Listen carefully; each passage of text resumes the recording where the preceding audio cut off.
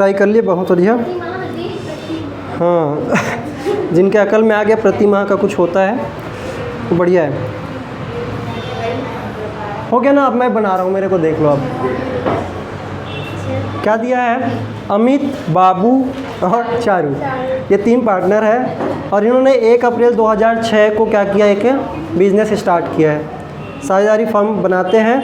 उन्होंने क्रमशः 50,000, 40,000 और 30,000 की क्या लगा रखी है, पूंजी के रूप में लगाए। तो लिख देते हैं सबसे पहले अमित, बाबू और चारू। शॉर्ट में ABC नहीं बोल सकते थे, अच्छा लगता है ना। तो अमित, बाबू और चारू, तो इन्होंने लगाए हैं 50,000, 40,000 और 30,000। तो मैं यहाँ पे लिख देता हूँ 50,000, 30,000 और 40,000। ये क्या है इनकी पूंजी। और क्या दिया है, सॉरी 50,000, 40,000 और फिर 30,000 है। ये 40 है और ये 30 है, कोई दिक्कत नहीं होता है। अब क्या बोला गया है, वे 3, 2 और 1 के अनुपात में क्या करते हैं, लाभ हानि बांटते हैं। तो इनका लाभ हानि विभाजन अनुपात क्या है, 3 अनुपात 2 अनुपात 1 अनुपात, ठीक है, सॉरी 3 अनुपात 2 अनुपात 1। अमित को प्रति माह क्या दिया जाता है, वेतन। क्या दिया जाता है, वेतन। किसको, अमित को।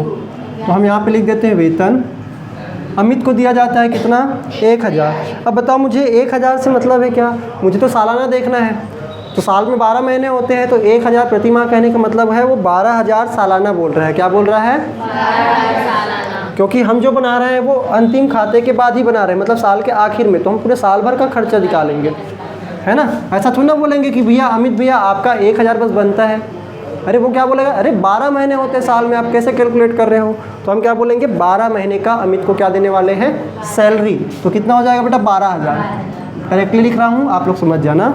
और यहाँ पे क्या बोला गया है, बाबू को 5,000 रुपये प्रति वर्ष। अब इसका प्रति वर्ष है तो इसको करने की, चेंज करने की ज़रूरत नहीं है। बाबू को 5,000 रुपये प्रति वर्ष कमीशन दिया जाता है। क्या दिया जाता है, कमीशन। अब इनका कमीशन क्या है, फिक्स है। पिछले वाले क्वेश्चन में क्या था, कमीशन प्रतिशत में था, है ना। और इस बार कमीशन क्या है, फिक्स है। कितना है, 5,000। किसको मिलेगा, बाबू को। तो बी को मिलेगा कितना, 5,000 का कमीशन, और किसी दूसरे को नहीं देना, ठीक है। आगे इन्होंने बोला है पूंजी पे 6% का क्या देना है बेटा, ब्याज। पूंजी पे क्या देना है, ब्याज। तो इस पूंजी पे हमको देना है ब्याज। क्या देना है, कितना परसेंट, 6%। क्या एक जने को देंगे क्या, नहीं। अरे सबको ही लगाया तो सबको देंगे, है ना। जो ज़्यादा लगाया वो ज़्यादा पाएगा और जो कम लगाया है वो कम पाएगा ब्याज की राशि। और क्या बोल रहा है, उन्होंने आहरण क्रमशः कितना कितना कर रखा है, 6,000, 4,000 और 2,000। तो आहरण की बात कर रहे हैं, कितना कितना है, 6,000, 4,000 और 2,000। हो गया, चलो। इन पर ब्याज, इन पर ब्याज मतलब किन पर ब्याज, आहरण पर ब्याज। किस पर ब्याज, आहरण पर ब्याज। कितना कितना है, 270, 180 और 90। तो इनका इस आहरण पे क्या दिया गया है, लिया गया है ब्याज। और कितना कितना है, 270, 180 और 90। हो गया। इसके बाद इन्होंने बोला है 31 मार्च 2006 को समाप्त होने वाले वर्ष के लिए क्या करना है, लाभ वाले वर्ष का लाभ बताया इन्होंने 35,660। इन्होंने लाभ बता दिया कितना, 35,660। ये इनका लाभ है और लाभ हानि नियोजन खाता आपको बनाना है। बस इतनी सी जानकारी है और इसके बाद कुछ नहीं दिया है। आपको ये लाभ दिया ही रहेगा मैक्सिमम क्वेश्चन में, शायद ही क्वेश्चन में गड़बड़ी रहेगा। मैक्सिमम क्वेश्चन में लाभ को आपको करेक्टेड वाला दिया रहेगा, ठीक है। अब क्या करेंगे, सबसे पहले जब भी आप लाभ हानि नियोजन खाता लिखेंगे, लाभ हानि नियोजन खाता, ठीक है, क्या लिखेंगे। अब मैं यहाँ पे विवरण राशि नहीं लिखने वाला, आप लिख लेना, ठीक है। हेडिंग में आप जरूर लिखना। यहाँ पे हम क्या करेंगे, सबसे पहले लाभ को लिखेंगे। किसको लिखेंगे, लाभ को। लाभ क्या है बेटा, यहाँ पे लाभ शेष लाया गया, शेष लाया गया कितना है, 35,660 हो गया। ठीक है, और उसके बाद अब बारी बारी से बात करते हैं। क्या पूंजी आएगी? नहीं। पूंजी कहाँ पे जाएगी? पूंजी खाते में, यहाँ पे नहीं आएगी। वेतन देना पड़ रहा है, किसको देना पड़ रहा है? अमित को। किसको? ए को देना पड़ रहा है ना, तो यहाँ पे हम क्या लिखेंगे? वेतन। इस बार पूंजी पे ब्याज बाद में दिया गया है, मतलब कहने का मतलब बाद में बात की है, तो हम इसको बाद में दिखाएंगे। हम लाइन बाय लाइन चलेंगे, ठीक है। हम सबसे पहले क्या देंगे? वेतन। तो यहाँ पे हम लिखेंगे साझेदार को वेतन का वेतन कितना, किसको दे रहे हैं? अमित को बस दे रहे हैं, है ना। अमित को कितना दे रहे हैं? 12,000। आप निकाल लेना, कैसे बोलना? आप बोलना कि 1,000 गुना 12 तो कितना हो जाता है? 12,000 हो गया। कमीशन। कमीशन किसको देना है? बाबू को। किसको देना है? बाबू को। तो अपन यहाँ पे कमीशन लिखेंगे। कमीशन कितना? किसको देना है? बाबू को। तो आप ऐसा भी लिख सकते हैं, साझेदार का कमीशन या बाबू, यहाँ पे कितना देना है उसको? 5,000। अब ये सालाना है तो इसको चेंज करने की ज़रूरत नहीं पड़ी। अब बात बोला है किसका? ब्याज का। किसका? ब्याज का। तो इतना ही टाइम लगना चाहिए था। अगर प्रैक्टिस करेंगे तो आपको ज़्यादा टाइम नहीं लगेगा। तो ब्याज लिख देते हैं। क्या लिखेंगे? पूंजी पर ब्याज। कितना कितना देना है? सबको देना है। तो हम यहाँ पे लिख देंगे अमित, बाबू और चारू। अमित, बाबू और चारू, तो इनको ब्याज देना है इनकी पूंजी पर। तो सबसे पहले आपको इसकी गणना करनी पड़ेगी। तो पूंजी पर ब्याज की गणना कैसे करोगे? 6% निकालना है। तो 5 छक्के 30 होता है। देखो 3,000 हो जाएगा। कितना हो जाएगा? 2 जीरो हटा देना, और 5 छक्के कितना हो जाएगा? 30 और 2 जीरो और, तो कितना हो जाएगा? 3,000। तो यहाँ पे हम क्या बोलेंगे? अमित का हो गया 3,000, और बाबू का कितना है? 40,000 है। तो 40 को 4 छक्के 24 हो रहा है, तो इसका लिखेंगे 2,400। कितना हो जाएगा? 2,000। और ये भी कॉमन सेंस ये लगा सकते हो कि भैया ये 50,000 है और ये 40,000 लगा, इसका कम ही होगा ना, इससे ज़्यादा तो हो नहीं सकता अब। और 30,000 का अगर 6% निकालेंगे तो 6 × 18 होता है, और 2 जीरो कम कर दोगे तो ये 2 जीरो और कर देना है, तो 18 और 2 जीरो, तो क्या हो जाएगा? ये 1800, 1,800 हो गया। अब इसके बाद इसको कर लेंगे टोटल। अभी पहले ये बताओ कि मेरे पास पर्याप्त ये लाभ है कि नहीं है? अभी हमने 12 और 5 मतलब टोटल 17,000 की बातें कर ली है।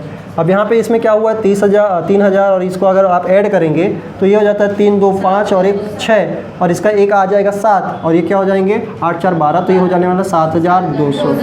कितने हो जाएंगे? 7,200। तो ये लगभग 24,000 बढ़ चुका है। अब देखो 24,000 बढ़ चुका है, तो लगभग 10-11 हज़ार के आसपास बचा है। अब यहाँ पे क्या बोलेंगे? हमने ब्याज की भी बात कर ली है। अब आहरण आएगा क्या? नहीं। आहरण ना तो फर्म के लिए लाभ है, ना तो हानि है। ये सिर्फ आपके दायित्व में कमी है। क्या है ये? दायित्व में कमी। कौन से दायित्व की? पूंजी की कमी को ही हम क्या बोलते हैं? आहरण बोलते हैं। तो पूंजी नहीं आया तो आहरण किस खाते में आएगा? नहीं आएगा यहाँ पे, ये आएगा आपके पूंजी खाते में। किस में आएगा? पूंजी खाते। और पूंजी खाते में घटते हुए दिखाई देगा। ये क्या होगा? घटते हुए दिखाई देगा। लेकिन इस पर ब्याज जो है वो आएगा, इस पे ब्याज जो है वो आएगा। किधर आएगा? इस तरफ आएगा, क्योंकि ये फर्म के लिए क्या है? लाभ है। तो हम यहाँ पे बोलेंगे आहरण पर ब्याज। आहरण पर ब्याज कितना कितना? तो अमित का, बाबू का और चारू का, तो इन सब का लिख देंगे। अब इन्होंने कैलकुलेट करके दे रखा है, हो सकता था यहाँ पे भी इनका कुछ परसेंट दे दे, 5%, 4%, 6%, ठीक है। लेकिन इन्होंने कुछ नहीं दिया है, तो हम क्या बोलेंगे? तो जो दे रहा है वही हम मान के लेंगे। हमको अलग से कैलकुलेट करने की यहाँ पे रिक्वायरमेंट नहीं है। तो यहाँ पे हम लिख देंगे 270 और 180 और 90। सबका टोटल कीजिए, कितना आएगा? 540। तो ये हल देख के बताना मत देना ना, अपने से कैलकुलेट कर लेना, आप प्रैक्टिस रहेगी आपका। हो गया ना सारा कुछ? चलो, इसके बाद इन्होंने कुछ नहीं बोला है, लाभ तो हमने यहाँ पे छाप रखा है। तो अब यहाँ पे हम करेंगे इसका टोटल, टैली करेंगे दोनों साइड। क्या आएगा? मेरे को मिटाना है, फिर भी मैं इतना सीधा से साफ़ सुथरा लिख रहा हूँ, आपको तो अपनी कॉपी को चमका देने हैं। समझ में आ रहा है? अब यहाँ पे इसका टोटल करेंगे, कितना हो जाएगा? इधर ज़्यादा है तो इसको अपन टोटल करते हैं, कितना आ जाएगा? 35 है, ये 36 हो जाएगा, 36,200। कितना हो जाएगा? 36,000 इधर भी लिख देंगे 36,200 हो गया। अब क्या करेंगे, इधर देखो 12 और 5 हो गया 17, 17 7 कितना हो गया 24, 24,200। तो मुझे 24,200 क्या करने हैं, कम करने हैं। तो क्या हो जाएगा यहाँ पे 200 और ये 24 कम होगा तो ये हो जाएगा 2 और ये 12,200। कितना आ जाएगा 12,000। तो यहाँ पे लिख देंगे 12,200। सॉरी 200 नहीं आएगा ना, क्योंकि 200 माइनस हो जाएगा, 200 में 200 गड़बड़ कर दिया तो 12,000 आ गया। कितना आ गया 12,000। अब इस 12,000 का क्या करेंगे, ये बताया है, अगर कुछ नहीं बोलता तो बराबर बांटते हैं, और अगर ये अनुपात दिया है तो हम क्या बोलेंगे, इस अनुपात में बांटेंगे। तो इस 12,000 के रोटी को कितने टुकड़े करेंगे, पहले 6 टुकड़े करेंगे। कितने टुकड़े करेंगे 6। तो 12,000 को 6 से भाग दोगे कितना हो जाता है 2,000। ये तो एक टुकड़ा है, ऐसे ऐसे कितने टुकड़े ए को देने हैं, अमित को देने हैं 3 टुकड़ा। तो 2 गुना 3 करेंगे कितना हो गया 6,000। तो हम यहाँ पे लिख देते हैं साझेदार की पूंजी खाता या चालू खाता, साझेदारों की पूंजी खाता। ठीक है, ये शेष है बेटा, ये क्या है, ये शेष। लास्ट में आप लिख देना है शेष है करके, या मैं ही लिख देता हूँ यहाँ पे, ये शेष है। ठीक है, अब ये क्या होगा, अमित, बाबू और चारू। तो यहाँ पे हम क्या करेंगे, इसका होगा 6,000, इसका होगा 4,000 और बच गया 2,000 है ना। तो इस तरह से हम क्या कर देंगे, इनका बंटवारा कर देंगे। हो गया, बस इतनी तो कहानी थी और कुछ था ही नहीं। उम्मीद करता हूँ आपको ये सारी चीज़ें समझ में आई होगी। तो मिलते हैं नेक्स्ट वीडियो में, तब तक के लिए बहुत